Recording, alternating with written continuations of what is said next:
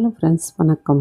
இன்றைக்கி banana cake எப்படி செய்யணும்னு பார்க்கலாம். நம்ம ரெசிபி எப்பயுமே எக்லெஸ் ரெசிபி தாங்க.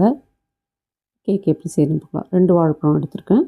வாழைப்பழம் ஆல்ரெடி நான் கட் பண்ணி ஃப்ரீசரில் வச்சு எடுத்து வச்சுருந்தேன். வெளியில் 3/4 கப்பு பொடிச்ச சர்க்கரை எடுத்துக்கலாம். நான் 1/4 கப்புன்றனால 3 தடவை அளந்து போட்டுக்கிட்டேன். அதே போல் எண்ணெயும் 1/4 கப்லேயே அளந்து போட்டுக்கிறேன். 2 தடவை போட்டுக்கிறேன். 1/2 கப்பு எண்ணெய். பாலும் 2 தடவை போட்டுக்கிறேன். 1/2 கப்பு பால். Vanilla essence 1/2 teaspoon, rose essence 1/2 teaspoon, butter essence 1/2 teaspoon, உப்பு ஒரு 1/4 டீஸ்பூனில் பாதி அளவு உப்பு போட்டுக்கிறேன். எல்லாம் போட்டு நல்லா கலக்கி எடுத்து வச்சிடலாம். மாவு 1/2 கப்பு மாவு எடுத்துக்கலாம். 1/2 teaspoon baking powder, 1/2 teaspoon baking soda. 1/2 கப்புக்கு பதில் நான் 1/4 கப்பு உபயோகப்படுத்தியிருக்கேன். அதனால தான் 2 தடவை போட்டிருப்பேன்.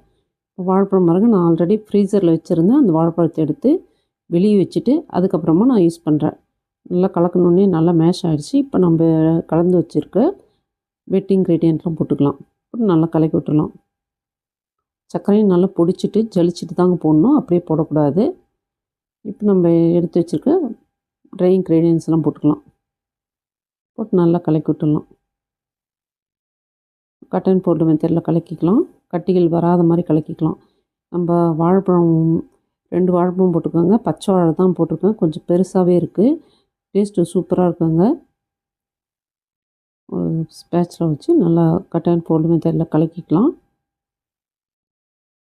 இந்த சமயத்தில் ஆப்பிள் சைடர் வினிகர் ஒரு 1/2 டீஸ்பூன் அளவு போட்டுக்கிறேன். வினிகர் இல்லைன்னா லெமன் ஜூஸ் கூட போட்டுக்கலாம். அதுவும் இல்லைன்னா தயிர் போட்டுக்கலாம் 1 டீஸ்பூன். நல்லா கலக்கி விட்டுடலாம். கேக் பேட்டர் அதே போல் ரொம்ப நேரம் கடக்கக்கூடாதுங்க. இப்போ நம்ம இந்த பனானாலாம் இல்லாமல் கொஞ்சமாக பேட்டர் எடுத்து ஒரு கப்பில் போட்டு வச்சுக்கலாம். பனானா இல்லாமல் போட்டுக்கலாம். பைப்பிங் பேக்கில் போட போகிறோம். பனானா இருந்தால் நம்மளுக்கு கொஞ்சம் பைப்பிங் பேக்கில் போட்டு பிழியும்போது கஷ்டமாக இருக்கும். அதனால் பனானா இல்லாமல் எடுத்து வச்சுக்கலாம். கொஞ்சமாக எடுத்து வச்சா போதும். மித்ததெல்லாம் அப்படியே டின்னில் பேக்கிங் டின்னில் பேக்கிங் ஷீட் போட்டு வச்சுருக்கேன், அதில் போட்டுடலாம். இந்த வேலை செய்யும்போதே அவன் வந்து 180 10 நிமிஷம் ப்ரீ ஹீட் வச்சுட்டேன். இதில் ஒரு ஈவனாக பண்ணிக்கலாம். அப்போ பொங்கி வரும்போது கரெக்டாக வரும். இந்த வீடியோ உங்களுக்கு பிடிச்சிருந்தால் லைக் பண்ணுங்கள், ஷேர் பண்ணுங்கள், சப்ஸ்கிரைப் பண்ணுங்கள். பேட்டர்லாம் ஒரே மாதிரி போட்டுக்கலாம். இல்லை ஒரு இடத்துல பெருசாகவும் ஒரு இடத்துல கம்மியாகவும் பொங்கி வரும். ஒரு டூத் பிக் வச்சு இந்த மாதிரி செய்துக்கலாம். ஏர் பபிள்ஸ்லாம் எடுத்துடலாம். ஒரே மாதிரி பொங்கி வரும். அப்படியே 2 தடவை டேப் பண்ணிடலாம். இப்போ நம்ம கொஞ்சமாக எடுத்து வச்சுருக்கோம் பாருங்கள். அதில் 1 டீஸ்பூன் அளவு கொக்கோ பவுடர் போட்டுக்கலாம். கெட்டிமாக இருக்குது. கொஞ்சமாக பால் ஊற்றிக்கலாம். பாலெல்லாம் நம்ம ரூம் டெம்பரேச்சரில் இருக்க மாதிரி பார்த்துக்கலாங்க. ஃப்ரிட்ஜிலேருந்து அப்படியே எடுத்து போடக்கூடாது. அதே போல் நான் வாழைப்பழமும் ஃப்ரீசர்லேருந்து எடுத்து வச்சுட்டேன். நல்லா ரூம் டெம்பரேச்சர் வந்தப்புறம் தான் யூஸ் பண்ணேன்.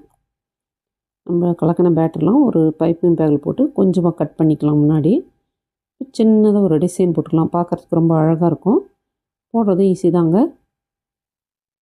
நம்ம இந்த மாதிரி வேலையெல்லாம் செய்யும்போது ரொம்ப இன்ட்ரெஸ்ட்டாக செஞ்சோம்னா நம்மளுக்கு சீக்கிரமாகவே வந்துடும். ரொம்ப ஈஸியாக தான் இருக்குது போடுறதுக்கு. பார்க்குறதுக்கு நல்லா அழகாக இருக்குது. எல்லாமே அதே போல் போட்டுக்கலாம்.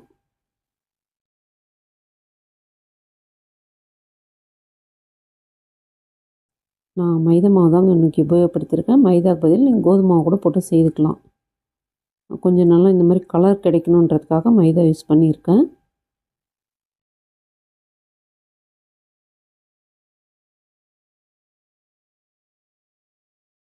எல்லாமே போட்டாச்சு. நம்மளுக்கு பிடிச்ச டிசைன் நம்ம போட்டுக்கலாங்க. நம்ம வீட்டில் செய்யறனாலும் நம்ம விருப்பம்தான். இப்போ ஒரு டூத் பிக் வச்சு இப்படி லைட்டாக ஒரு கோடு போட்டுக்கலாம். அவ்வளோதான், சூப்பராக இருக்குது டிசைன். கோடு போட்டு நான் மாவு துடைச்சிக்கிறேன். உங்களுக்கு அப்படியே நம்மளுக்கு எப்படி கம்ஃபர்டபுளோ அந்த மாதிரி செய்துக்கலாங்க. துடைச்சி எடுத்தால் கம்ஃபர்டபுளாக துடைச்சிக்கலாம். இல்லை அப்படியே கூட போட்டுக்கலாம். அது நம்ம விருப்பம்தான். சின்னதாக லைட்டாக அப்படி கோடு போட்டோம்னா அழகாக வந்துருச்சு பாருங்கள். சூப்பராக இருக்குது பார்க்குறதுக்கே. அவ்வளோதான், முடிஞ்சிருச்சு. நல்லா அழகாக இருக்குது பாருங்கள்.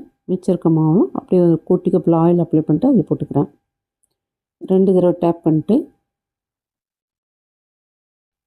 180 ஒரு 20 மினிட்ஸ் வச்சுக்கலாம். இந்த குட்டி கப்லேயும் எங்கள் பேரன் வந்து ஸ்ப்ரிங்கிள்ஸ் போட்டார். அதையும் அப்படியே கொண்டு போய் அவனில் வச்சேன். கரெக்டாக எனக்கு 18 நிமிஷத்துக்கு பேக் ஆகிடுச்சுங்க. 20 நிமிஷம் வச்சேன். ஆனால் 18 நிமிஷத்தில் செக் பண்ணேன், பேக் ஆகிடுச்சு.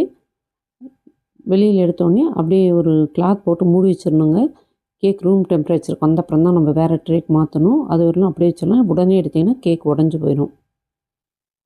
ரூம் டெம்பரேச்சர் வந்துருச்சு. வேறு ட்ரேக்கு மாற்றிட்டேன்.